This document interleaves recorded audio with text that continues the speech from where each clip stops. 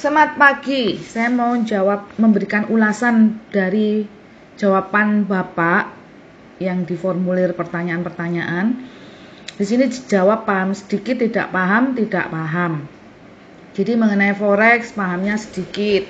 Kemudian mengenai trading forex, mengenai robot forex ya, trading manual itu sama sekali tidak paham. Ya, memang di Koper Gading ini komunitasnya itu adalah orang-orang yang paham sedikit dan tidak paham. Oleh sebab itu disebut from minus to zero ya. Jadi sudah sepantasnya kalau Bapak berada di tempat ini dan harus memiliki semangat terus ya. Karena sudah disadari kalau dalam dunia forex ini pengetahuannya masih sangat kecil sekali, sehingga perlu terus dikembangkan. Karena untuk menuju sukses kita ini perlu pengetahuan yang banyak ya. Dunia forex ini kompleks banget. Selain dari ilmu forex itu sendiri, masih ada yang namanya psikologi, masih ada juga hal-hal lain yang diperlukan, misalkan harus mengatasi yang namanya kegaptekan itu ya. Jadi perjalanan Bapak masih panjang, terus semangat. Kemudian yang menjawab pertanyaan, tahu forex dari mana? Taunya dari siaran TV swasta dan medsos ya. Untuk di siaran TV swasta perlu diketahui bahwa yang ada di televisi swasta itu kan biasanya promosi, bukan edukasi. Jadi kalau kita mengetahui forex itu asalnya dari yang namanya promosi-promosi penjualan, bukan edukasi, itu kita perlu sedikit dalam tanda kutip berhati-hati. Karena belum tentu apa yang dikatakan itu yang sebenar-benarnya. Itu aja pesan saya ya. Kemudian kalau di medsos itu carilah yang edukasi. Jadi Bapak bisa mengembangkan ya, menambah ilmu pengetahuannya yang tadi itu masih sedikit dan tidak paham itu dengan banyak mencari informasi di media sosial. Carilah yang kata kuncinya adalah pendidikan-pendidikan Bapak. Ya, jadi bukan sekedar promosi. Kalau menghadapi yang namanya promosi itu harus lebih jeli lagi, karena takutnya itu tidak benar, gitu ya. Kemudian ingin trading karena apa? Ingin nambah finansial saya menjadi lebih baik, ya. Bagus.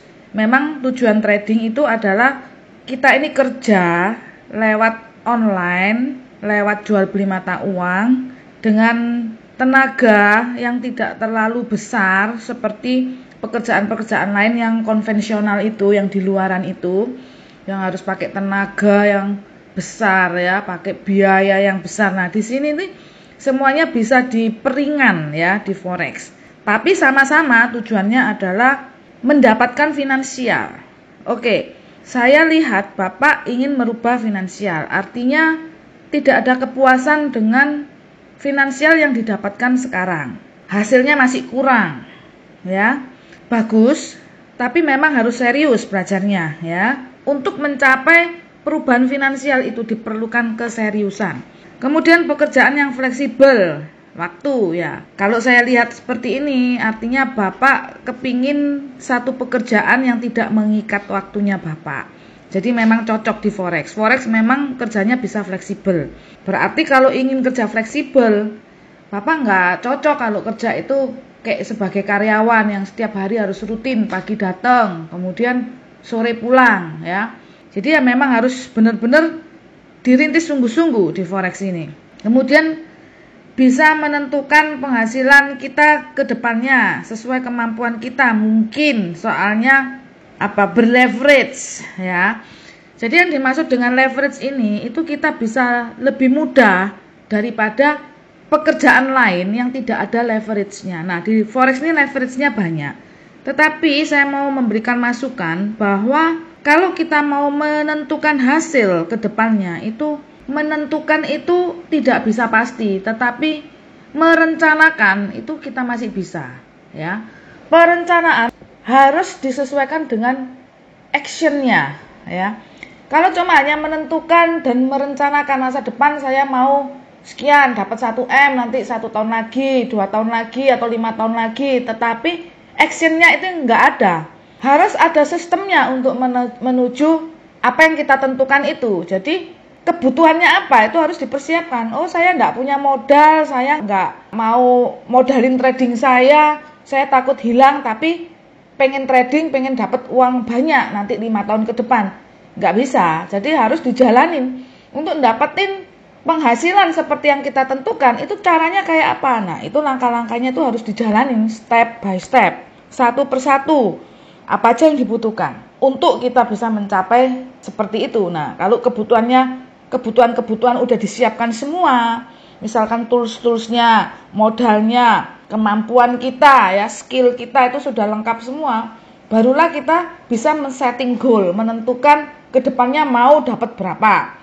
Tetapi itu pun nggak bisa tepat, karena bukan tergantung dengan apa yang kita sediakan, apa yang kita siapkan, tapi juga tergantung dengan pihak di luar itu, yaitu apa-apa saja yang berhubungan dengan forex itu sendiri. Misalnya broker, kalau keliru pilih broker, sekalipun kita punya skill, tiba-tiba uang kita udah ngumpul, tiba-tiba scam brokernya dibawa lari uang kita, ya gagal, kita nggak bisa nentuin. Kemudian kondisi market, jadi banyak sekali hal-hal di luar dari diri kita sendiri itu yang mempengaruhi kita berhasil atau tidak. Kemudian pengen pekerjaan ini dengan menggunakan ilmu pengetahuan, soalnya saya senang belajar, Bu. Bagus, itu termasuk kelebihan yang Bapak punya. Orangnya senang belajar. Jadi harus dibuktikan benar. Kalau Bapak senang belajar, antusias, PR dibikin, ya, kemudian ada interaktif, tanya jawab. Nah, supaya senang belajarnya ini bukan cuma senang-senangan aja, tetapi bermanfaat dan menambah skill, seperti itu. Kemudian pengen trading forex karena tanpa bos, kedepannya bisa mandiri. Ya, selama ada mentor dan tim yang ngajarin. Kata-kata tanpa bos ini identik dengan bahwa Anda ingin membuka usaha sendiri. Jadi kalau tanpa bos, itu Bapak harus mengatur bisnis sendiri. Ya, Bapak berwirausaha sendiri. Nah, kalau kita kerja sama orang kan ada bosnya. Kita tinggal nurut, diperintah, suruh ini, suruh itu, dikasih job desk pekerjaan, ya kan? Yang ngatur itu adalah pimpinan-pimpinan di atas kita. Tahu terima beres. Nah, kata-kata tanpa bos ini memang semua itu seneng, karena enggak ada orang tuh yang suka diperintah-perintah orang lain. Tetapi menjadi bos itu bebannya tuh berat. Justru lebih berat dari yang namanya karyawan. Karena dia akan menanggung resikonya secara penuh. Jika ada masalah, kerugian-kerugian dia harus tanggung, ya. Jadi dengan menjadi pimpinan, ya, kita bukan karyawan lagi, tanpa bos, ya, kita nggak diperintah orang, itu tanggung jawabnya lebih besar. Nah, secara psikologi Bapak harus mempersiapkan itu dulu, harus dimengerti dulu. Jadi bukan senangnya aja kita terima, oh tanpa bos. Nah, tapi gimana kalau misalkan saya ini ngatur bisnis forex saya ini, apakah saya kuat mentalnya, apakah saya mampu? Nah, itulah yang harus dimengerti dulu, dipersiapkan sejak sekarang. Bagus ini tanpa bos, jadi bisa berkembang, ya. Kalau kerja jadi karyawan kan udah terukur segitu-segitu aja, ya, penghasilan kita nggak bisa nambah lagi, ya. Tanpa bos memungkinkan kita untuk menjadi makmur, ya, ingin makmur, ya, itu. Kemudian untuk orang-orang yang tidak setuju ini belum ada, ya, mereka belum tahu, gitu, ya. Cuman pertanyaan saya, kenapa tidak memberitahu? Nah, sepertinya Bapak ini single, ya, karena di sini saya lihat hidupnya hanya dengan orang tuanya saja, bapaknya saja, gitu, ya, dan terlihat masih muda. Saya belum lihat KTP Bapak.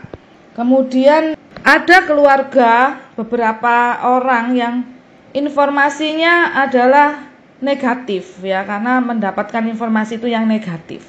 Ini tugasnya Bapak untuk membuktikan, gitu. Oleh karena itu harus dijalani, Pak, step-stepnya. Kalau Bapak langsung melompat, tiba-tiba trading, tiba-tiba ikut orang dan ditipu, nggak tahu sendiri, nggak belajar sendiri, itu malah memberi kesan yang sangat dalam bahwa forex ini negatif, itu keluarga Anda tambah semakin menolaknya. Oke, sekarang waktu yang diberikan untuk didedikasikan itu adalah 2-3 jam.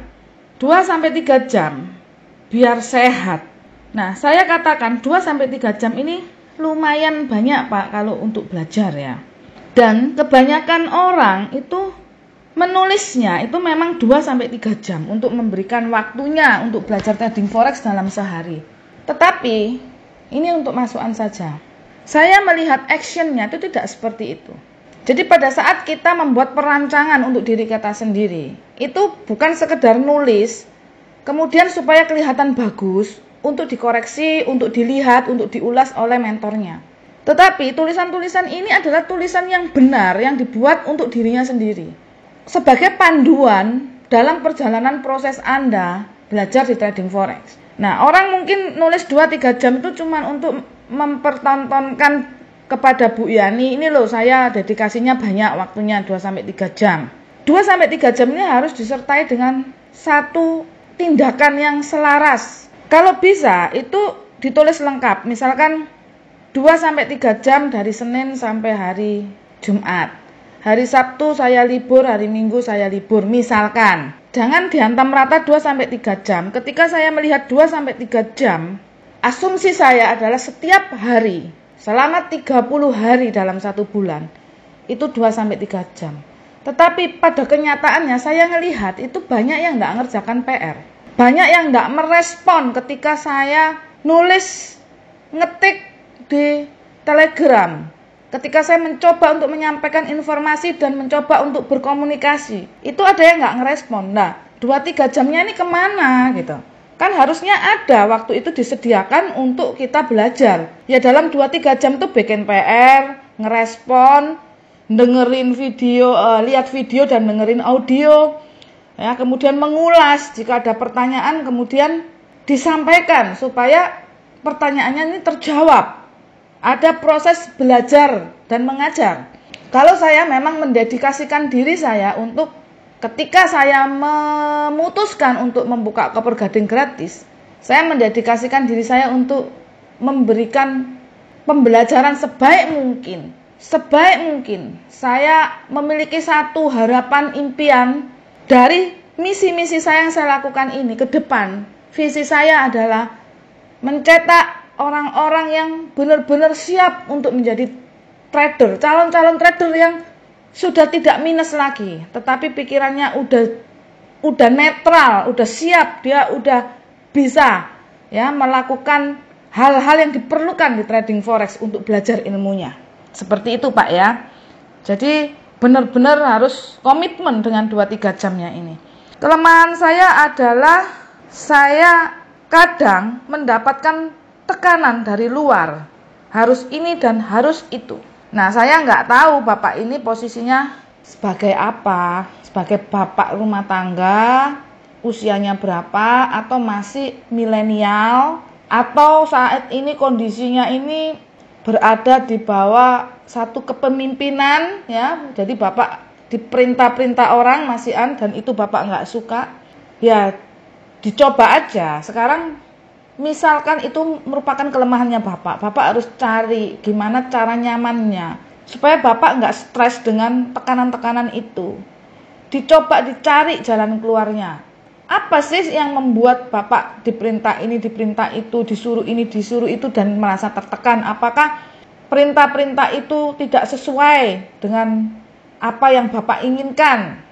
Ya, atau segala sesuatunya itu dilakukan karena terpaksa, karena perintahnya itu tidak baik?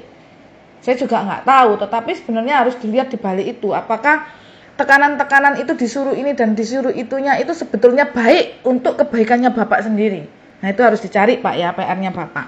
Di sini, jadi saya belajarnya itu diem-diem, biar proses belajarnya tidak terganggu.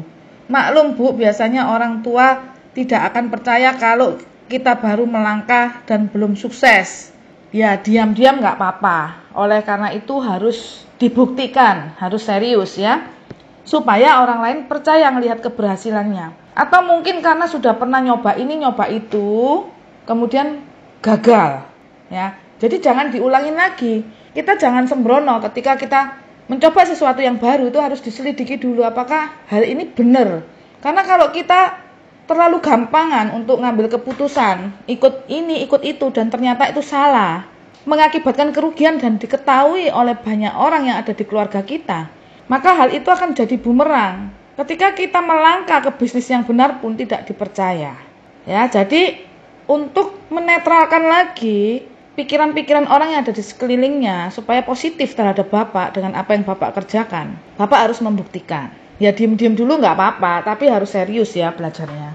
Kelebihannya, saya pernah belajar programmer dan analis ya beberapa tahun silam. Saya senang belajar, kemauan keras untuk merubah finansial menjadi lebih baik. Oke, karena Bapak pernah belajar programmer, berarti Bapak memiliki satu kelebihan, tidak gaptek maksud saya ya. Bapak bisa selangkah lebih maju dari orang-orang yang gaptek. Dan analis itu analis apa? Saya nggak ngerti ya, analisnya itu analis apa, sebagai analis apa. Kalau Bapak sudah belajar sebagai analisa teknikal maksud saya yang ada di Forex, berarti Bapak sudah nggak minus lagi. Artinya mungkin Bapak saat ini sudah 0, tinggal mengasah ilmunya lagi. Sudah cukup bagus, bisa melangkah lebih cepat dari teman-teman yang lain. Tinggal mungkin faktor psikologinya yang harus diperdalam. Nah, di dalam Koper Gading ini pembelajarannya itu bukan sekedar ilmu forex. Ya, memang dasar-dasar ilmu forex nanti akan kita berikan, tetapi yang lebih utama adalah di psikologinya. Langkah-langkah suksesnya itu seperti apa? Nah, itu yang lebih utama. Kemudian, kalau kondisi ekonomi sangat kurang, pekerjaan serabutan karena baru kembali dari rantau. Jadi kesulitan keuangan, masih beradaptasi. Jadi di sini itu masuk di dalam buku Omset Heksagon saya. Nanti mohon dipelajari video yang saya buat pada D ketiga Pak. D ketiga itu ada Omset Heksagon, itu D ketiga kalau tidak salah sampai D ketujuh. Itu nanti ada ukuran-ukuran kita ya, secara finansial itu berada di ukuran mana. Kalau di serabutan ini nanti ada ukurannya, levelnya itu level mana. Nah, itu nanti bisa dipelajari. Terhadap forex cukup optimis. Ya harus, tapi harus dibuktikan sekali lagi ya. Kalau cukup optimis ya optimislah terus gitu. Apa yang membuat Anda optimis? Apakah Anda optimis ini hanya karena dengar dari teman-teman, oh forex itu bagus, atau hanya karena dari YouTube-nya Bu Yani bisa merubah finansial? Kemudian Bapak merasa optimis ya, karena jawaban orang-orang selama ini ya saya optimis. Ya saya percaya kalau Anda optimis karena Anda sudah melangkah masuk di Koper Gading, pastinya optimis. Kalau pesimis ya nggak mungkin melakukan take action ini. Tetapi optimis itu bisa berubah Pak, jadi pesimis. Nah optimis ini harus dipompa terus, dipacu terus dengan pengertian yang benar. Sehingga optimis ini akan beriringan terus sampai Anda sukses. Jadi bukan optimis sekarang nanti sebulan lagi jadi pesimis. Kenapa? Karena dalam trading forex ini ada proses yang harus kita jalani. Optimis ini apakah karena dengar yang baik-baik, tetapi ketika Anda mengalami hal yang buruk jadi pesimis. Kalau Bu Yani nggak kayak gitu. Bu Yani optimis terus, sekalipun dalam kondisi buruk yang Bu Yani alami, Bu Yani tetap optimis karena Bu Yani tahu forex ini bagus. Jadi yang harus Bapak kuatkan itu adalah daya tarik forexnya ini, ya, bukan sekedar hasilnya. Kalau hasil itu hasil itu relatif, Bapak. Jadi dalam langkah-langkah itu ada hal-hal yang bisa kita temui itu yang benar-benar ngecewain kita. Nah, pada saat kita kecewa itu apakah kita tetap optimis? Ya, yang didedikasikan waktu, tenaga dan pikiran. Oke, waktu tadi sudah saya jelaskan, 2-3 jam ya, harus serius. Tenaga, ya kadang-kadang orang waktu itu yang diberikan itu tidak full, tidak all out. Ya cuma waktu aja, kupingnya aja yang dipakai, dia cuma dengerin. Matanya aja yang dipakai, dia cuma ngeliat.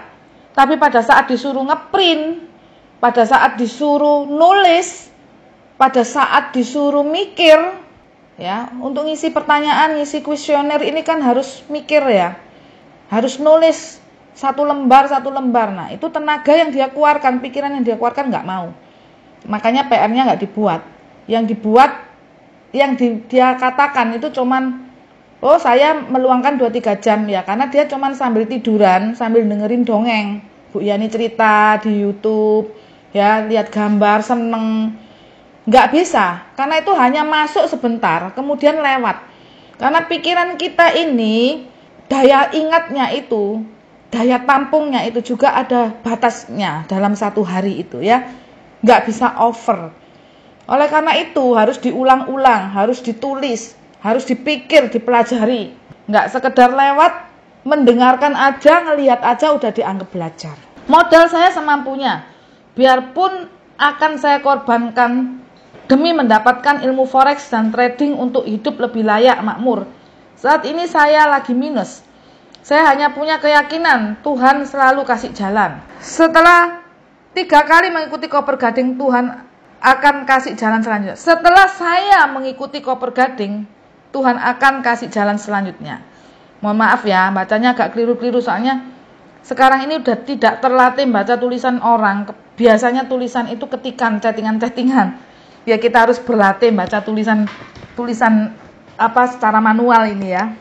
Ini juga mengasah otak juga. Jadi modal kemampuan, harapan, modal semangat itu nggak ada masalah. Karena saya pun mengajarkan demikian. Dulu saya juga modalnya kayak gitu. Tetapi bukan cuma sekedar itu seumur hidup. Nggak akan bisa. Misalkan kalau saya punya modal semangat aja, nggak ada duitnya juga nggak akan bisa.